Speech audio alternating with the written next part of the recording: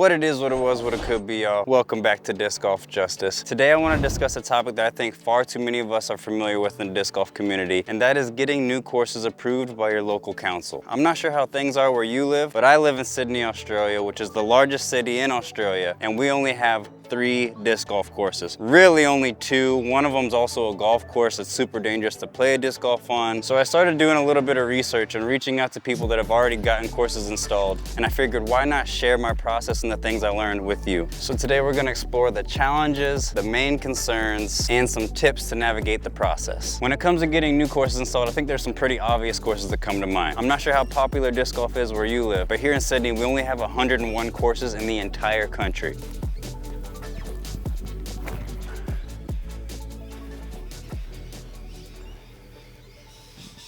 A little short. So obviously, if you have a country that's only got 101 courses, it's gonna be a huge lack of awareness, not alone with just the councils, but just with people in general. No one knows what disc golf is. Some people think these baskets are barbecues, man. Like, there is a huge lack of awareness for disc golf, especially here in Australia. And that's why I'm trying to make so many videos, get the word out there about this sport, because it helps me a lot. And I feel like it could help a lot of other people.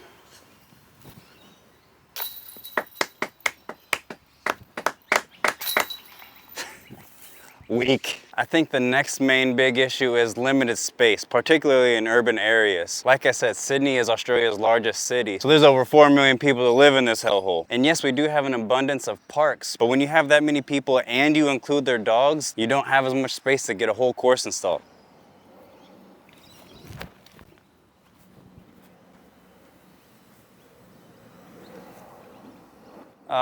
There's a real sweet spot when it comes to finding an ideal location for a course. It has to be big enough that you can get 9 to 18 baskets in there, but it also has to be low traffic enough that you're not waiting every single tee pad to not take off a little kid's head or chop off a dog's leg, you know?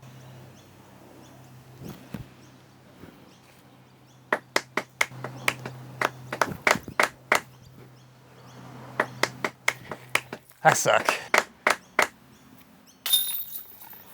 The third main challenge when installing a new course is environmental issues. A lot of council members and people in general will be concerned about the impacts installing a new course can have on the wildlife and the habitats in their local areas.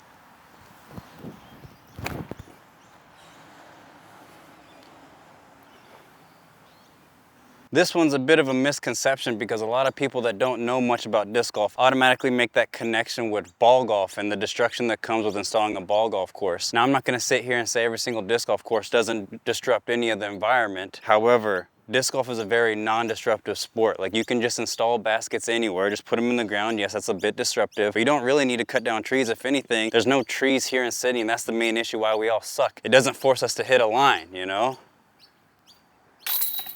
And the fourth and last major issue from my research is competing interests. Just because there's an open park doesn't necessarily mean it's locked in for a disc golf course. There are other clubs and organizations that would probably like to install something on the course as well. Take, for instance, ball golf. I'm sure they'd love to have every single disc golf park.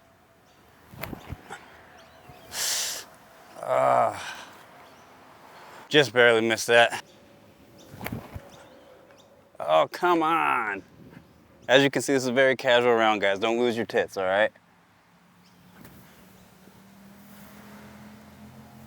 Could have done a little bit better than that. This is a problem I don't really have a solution for. I can't really find an answer for it online. All I know is that competing interests for the same park can lead to conflicts and delays in getting a course installed.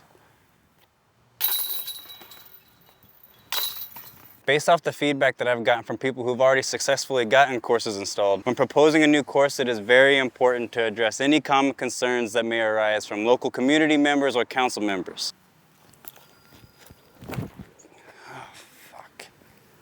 That's not good.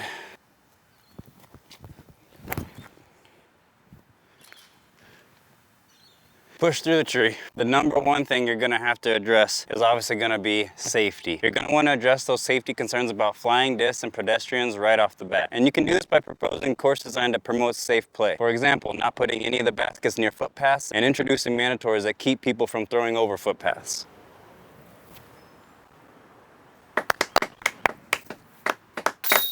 Another main concern that would be good to address right away is noise and disturbance. This can be as simple as just letting them know that disc golf is a very quiet sport. You do have some people that bring their stereos and blast music, but that's about as bad as it gets. Here's a prime example of people just having the lack of awareness. I got a guy in the middle of my fairway just standing there, just standing there having a look with his dog. I can't throw until he leaves.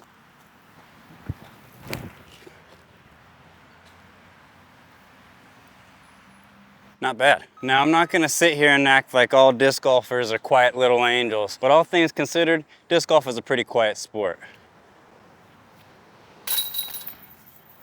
Unless you banging them chains like that, you know? Another concern that might be worth noting is course maintenance. This bit may vary depending on where you are. Like here in Sydney, I don't think any of our clubs actually have to maintain any of these courses. It's funded by the councils themselves, but wherever you are may be different. So offering a maintenance plan may just help you get that course installed.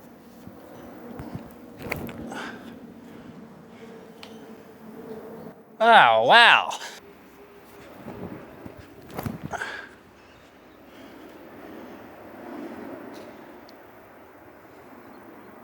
Well, that one's out of bounds. Guess we'll take the first one. And the last main concern based off my research is accessibility. Just making sure that the council knows that this sport is accessible to everyone of all ages, of all genders. It doesn't matter.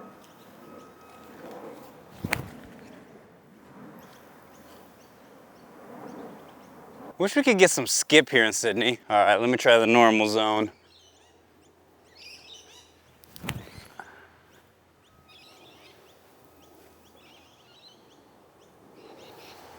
Yeah, that's why I like the freaky. For bird, can he save the bird? Come on, baby, put it in there. Bang. Now, if you're still watching and you're really keen to get a new course set up in your local area, I picked up 6 tips from people who have already done this to help you get started. The first one being the most obvious, and that is build relationships. Reach out to your local council members or parks and recreation members or anyone that you think could possibly help you get a course installed. Reach out to them and start building relationships so you can get their support and gain them as allies to get your course installed. Oh no, I turned that. Turn that.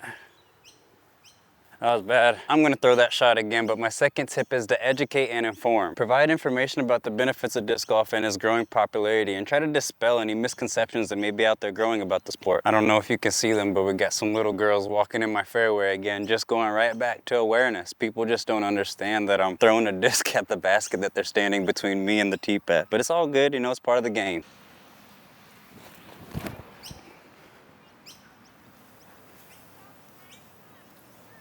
Yeah, that's much better. The next tip would be to address any of the concerns that we've brought up or any additional concerns that people may have. Make sure you're being proactive rather than reactive with these concerns and come up with research-based solutions based off of the success stories from other courses that have been installed. Oh man, come on.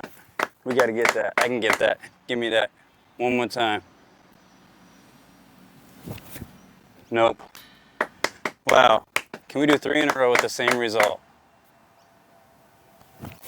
Oh, that was a different result for sure. All right, let's go for 4. Let's miss all 4 of my putters. Okay, there we go. The fourth tip is going to be engage the community. Try to run a tournament or event or a league or something at a course that's already installed in your local area and get people out and playing. The best way to grow the sport is to get more people playing. And if people see you out here in a random park throwing these dang frisbees at baskets, they're gonna be intrigued on what the heck you're doing. Like right now, I literally have a guy watching me to my left. It's kind of weird, but we're rolling with it. Come out of that. Oh, straight into that tree. That's not coming out of that. That's a putt at least. The next tip is to collaborate with your local club. Chances are someone at your local disc golf club knows how to get a course installed or has done it before. They're gonna have that experience of having done it, and they may already have a few connections in the local council to help get you going. So definitely cannot hurt to reach out to your local club and see if they can help you out.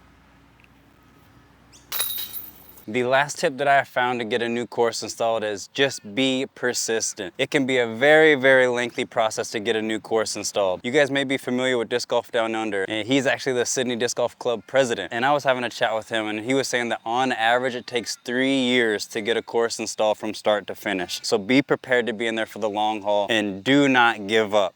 Gotta be persistent.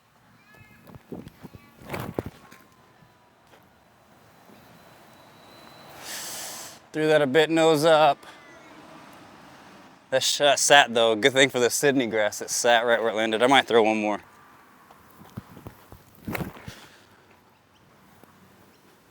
Need more height on that one. Threw that way too low. Had the distance, but too low. So I'm sure you already know that getting a new disc golfing course installed is a mega challenge. But with some persistence, some education, and some community engagement, it's impossible to overcome that challenge and bring this beautiful sport of disc golf to more people in the world. Remember, every new course is an opportunity to grow the sport and create an impact on the community. Now let's see if we can walk away with a birdie here. Come on, baby.